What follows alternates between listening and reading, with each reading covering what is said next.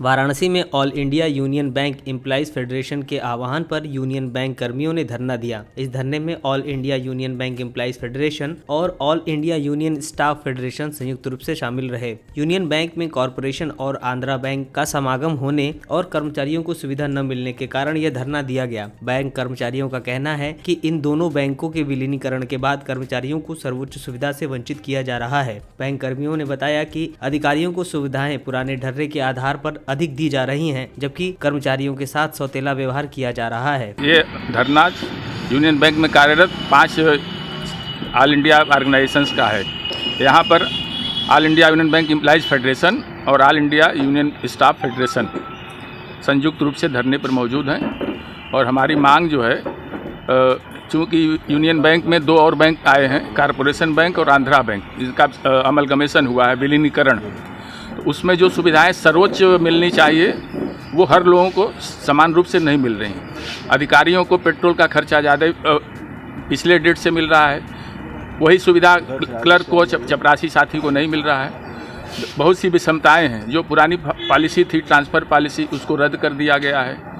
वो ट्रांसफ़र छोटे से दायरे को बढ़ा दिया गया, बहुत दूर तक किया जा सकता है।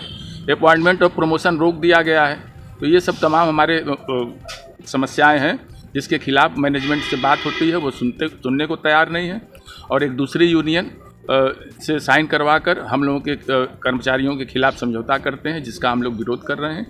और यहाँ हमारे और भी नेतागण हैं, वो विस्तार से आपको बताएंगे।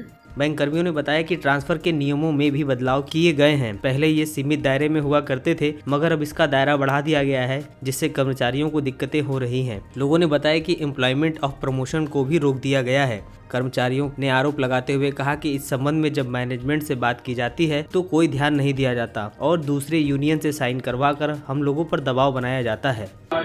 हम लोग का ये जो धरना हो रहा है, ये joint forum of union bank के तहत हो रहा है।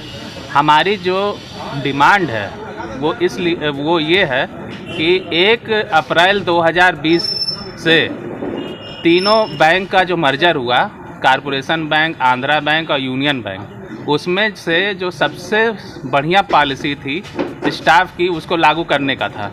लेकिन ये हमारे बैंक की मेजॉरिटी यूनियन AIBA और मैनेजमेंट द्वारा एक खेल खेला गया। इस खेल के तहत इसके बेनिफिट को 1 अप्रैल 2020 से ना दे करके 1 जनवरी 2021 से लागू हुआ, जिससे कि हमारे एक स्टाफ को 9 से 10 हज़ार रुपये का फाइनेंशियल नुकसान हुआ। पहला चीज़।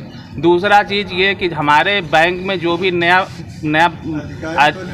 नया लिपिकीय भर्ती होता है, वो अपने घर पे जाने के लिए, अपने यहाँ जाने के लिए जो है ट्रांसफ़र रिक्वेस्ट लगाता है, जिसको कि 1 साल के लिए बैन कर दिया गया।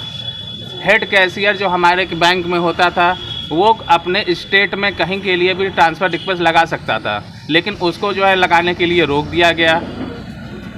चौथी चीज़ ये है कि हमारे के यहाँ जो पार्ट टाइम स्वीपर है, उसको फुल हाउस स्वीपर नहीं बनाया गया, जिसको कि फुल हाउस स्वीपर बनाया जाए।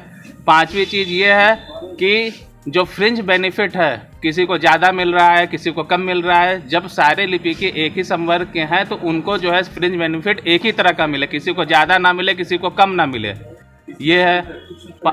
7वीं चीज़ ये है कि जो भी बेनिफिट है उसको 1 अप्रैल 2020 से लागू किया जाए, उसका एरियर दिया जाए, नहीं तो 29 जनवरी 2021 से हम लोग जो है अखिल भारतीय हड़ताल पे चले जाएंगे। पेश है न्यूज बकेट हिंदी मासिक पत्रिका। पढ़ें इस महीने की पूरी खबर विस्तार से हमारे न्यूज बकेट की मैगजीन में। हमारी मैगजीन को मुफ्त में पढ़ने के लिए अभी लॉगिन करें www.newsbucket.in पर। इसके अलावा रोज की ताज़ा खबरों के लिए हमारे YouTube चैनल को तुरंत सब्सक्राइब करें।